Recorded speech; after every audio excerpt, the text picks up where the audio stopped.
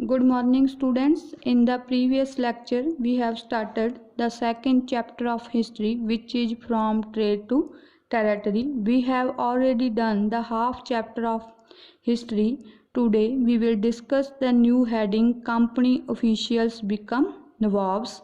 ਵੀ company ਹੈ ਜਿਹੜੀ India ਦੇ ਵਿੱਚ ਟ੍ਰੇਡ ਲਈ ਆਈ, ਕਿਵੇਂ ਉਹਨਾਂ ਨੇ ਟੈਰਾਟਰੀ ਤੇ ਕਬਜ਼ਾ ਕੀਤਾ। ਟੈਰਾਟਰੀ ਤੇ ਕਬਜ਼ਾ ਕਰਨ ਤੋਂ ਬਾਅਦ ਕੰਪਨੀ ਦੇ ਜਿਹੜੇ ਆਫੀਸਰਸ ਨੇ ਉਹ ਨਵਾਬ ਕਿਵੇਂ ਬਣ ਗਏ। British speaks Nawabs as Nawabs. Let's discuss the heading.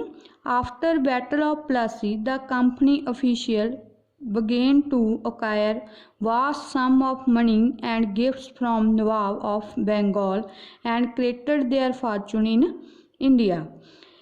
We know battle of Palasi ਦੇ ਵਿੱਚ ਬੰਗਾਲ ਦੇ ਜਿਹੜੇ ਨਵਾਬ ਸੀਗੇ ਉਹ ਹਾਰ ਜਾਂਦੇ ਆ। ਬੰਗਾਲ ਦੇ ਨਵਾਬ ਦੇ ਹਾਰਨ ਤੋਂ ਬਾਅਦ ਜਿਹੜੇ ਬ੍ਰਿਟਿਸ਼ ਆਫੀਸਰਸ ਸੀਗੇ ਉਹਨਾਂ ਨੇ ਬੰਗਾਲ ਦੇ ਨਵਾਬ ਤੋਂ ਬਹੁਤ ਜ਼ਿਆਦਾ ਮਨੀ ਤੇ ਗਿਫਟ ਆ ਜਿਹੜੇ ਲੈਣੇ ਸ਼ੁਰੂ ਕਰ ਦਿੱਤੇ। ਮਨੀ ਤੇ ਗਿਫਟ ਲੈ ਕੇ ਉਹਨਾਂ ਨੇ ਆਪਣੀ ਬਹੁਤ ਸਾਰੀ ਫਾਰਚੂਨ ਮੀਨਜ਼ ਜ਼ਮੀਨ ਜਾਇਦਾਦ ਜਾਂ ਸੰਪत्ति, ਆਪਣੀ ਬਹੁਤ ਸਾਰੀ ਸੰਪत्ति ਹੈ ਜਿਹੜੀ ਇੰਡੀਆ ਦੇ ਵਿੱਚ ਇਕੱਠੀ ਕਰ ਲਈ। ਕਿਵੇਂ ਇਕੱਠੀ ਕੀਤੀ? ਕਰਪਸ਼ਨ ਦੇ ਨਾਲ।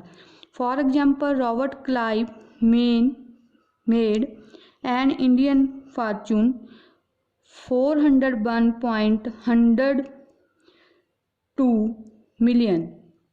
For example, Robert Clive ਹੈ ਜਿਹੜਾ ਇੰਡੀਆ ਦੇ ਵਿੱਚ ਐਜ ਏ ਬ੍ਰਿਟਿਸ਼ ਆਫੀਸਰ ਆਇਆ ਸੀ। 18 ਈਅਰਸ ਦੀ ਏਜ ਦੇ ਵਿੱਚ ਉਹ ਇੰਡੀਆ ਦੇ ਵਿੱਚ ਆਇਆ।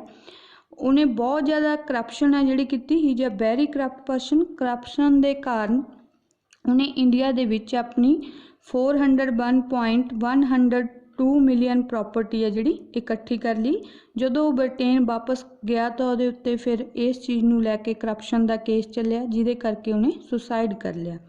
ਨੈਕਸਟ ਪੁਆਇੰਟ ਆਪਣਾ, ਨਾਟ ਆਲ ਕੰਪਨੀ ਅਫੀਸ਼ੀਅਲ ਸੁਕਸੀਡ ਇਨ ਮੇਕਿੰਗ ਮਨੀ ਲਾਈਕ ਕਲਾਈਵ। ਜਿਹੜੇ ਬਾਕੀ ਕੰਪਨੀ ਦੇ ਆਫੀਸਰਸ ਆ ਜਿਹੜੇ ਇੰਡੀਆ ਦੇ ਵਿੱਚ ਆਏ, ਉਹ ਕਲਾਈਵ ਦੀ ਤਰ੍ਹਾਂ ਮਨੀ ਇਕੱਠੀ ਕਰਨ ਦੇ ਵਿੱਚ ਸਫਲ ਨਹੀਂ ਹੋਏ।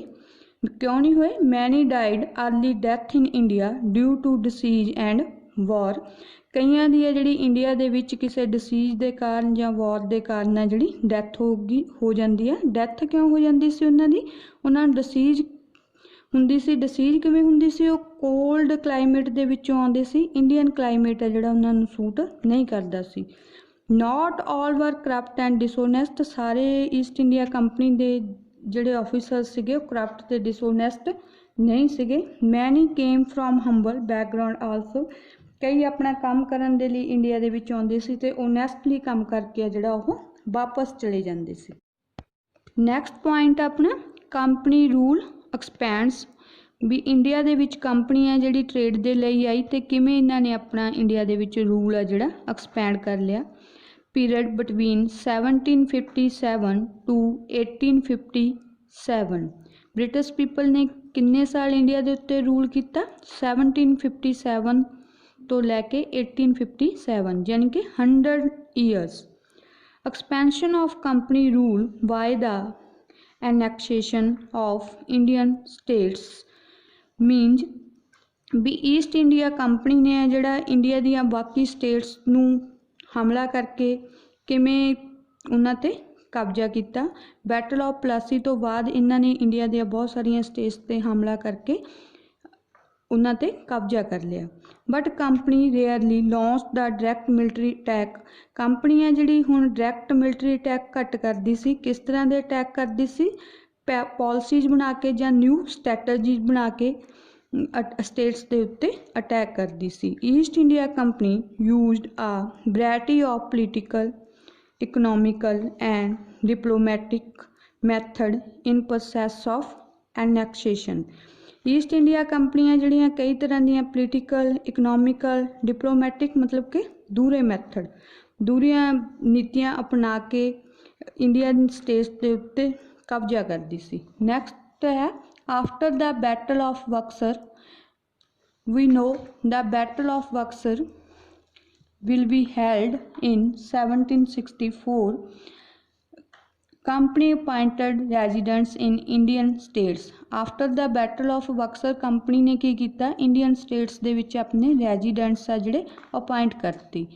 ਜਿਵੇਂ ਇੱਕ state ਦਾ ruler ਇੱਕ ਹੁੰਦਾ ਸੀ। ਇਸੇ ਤਰ੍ਹਾਂ ਇੱਕ ਸਟੇਟ ਦੇ ਵਿੱਚ ਰੈਜ਼ੀਡੈਂਟ ਵੀ ਹੈ ਜਿਹੜਾ ਇੱਕ ਹੁੰਦਾ ਸੀ। ਰੈਜ਼ੀਡੈਂਟਸ ਦਾ ਕੀ ਕੰਮ ਸੀਗਾ? ਕਮਰਸ਼ੀਅਲ ਔਰ ਪੋਲੀਟੀਕਲ ਏਜੰਟ। ਇਹ ਕੀ ਹੁੰਦੇ ਸੀ? ਜਾਂ ਤਾਂ ਕਮਰਸ਼ੀਅਲ ਏਜੰਟ ਹੁੰਦੇ ਸੀ ਜਾਂ ਪੋਲੀਟੀਕਲ ਏਜੰਟ ਹੁੰਦੇ ਸੀ। Whose work was to serve the interest of company, ਜਿਹੜੇ ਕੰਪਨੀ ਦੇ ਲਈ ਕੰਮ ਕਰਦੇ ਸੀ। With the help of resident company interfere in the internal matter of the Indian state.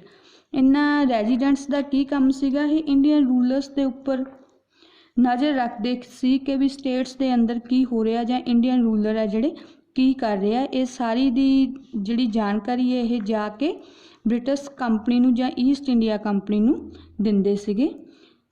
ਇਸ ਦੇ ਲਈ ਇਹਨਾਂ ਨੇ ਫਿਰ ਬਹੁਤ ਸਾਰੀਆਂ ਇੰਡੀਅਨ ਸਟੇਟਸ ਦੇ ਉੱਤੇ ਕਬਜ਼ਾ ਕਰਨ ਦੇ ਲਈ ਪਾਲਿਸੀਜ਼ ਬਣਾਈਆਂ। Policies such as subsidiary alliance, doctrine of lapse, policies of ਪੈਰਾਮੋਨਸੀ।